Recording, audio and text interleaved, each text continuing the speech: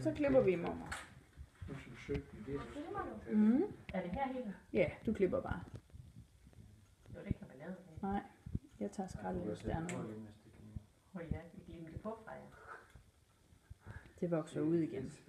Det er skønt ikke at have alt for langt hår, når man skal på ferie. De sakser, dem sælger de ikke, dem der kan klippe det på igen. Bare spille den her film bare. Vi har sådan set noget i fjernsyn, der har fået... Nej, morfar, du tager den der lille lim og sætter på alle spidserne.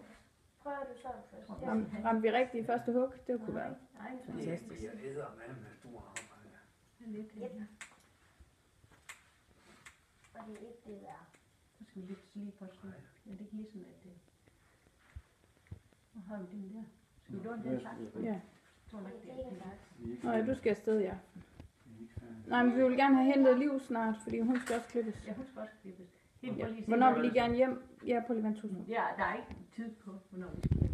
Okay, ja, men hun har også været der i lang tid nu, er det ikke? Altså, de behøver jo ikke at skal have en hel dags lejeaftale. Nej. Men så tror jeg, at måske at sådan når hun kommer hjem, så skal jeg bare lige skrive til dem. Freja, jeg behøver heller ikke at filme mere nu, vel? Nej. Er mor nu færdig? Nej, ikke helt. Bare lige lidt. Bare lige lidt her. Jeg vil gerne se det igen. Så er det slet det igen, ikke også? Ja, jeg kan bare kroppe lidt af den. Det kommer der stor forskel på dit og så Lærkes hunger. Lærkes, det er så tykt. Det er simpelthen, ja. Og det bliver sådan en filter.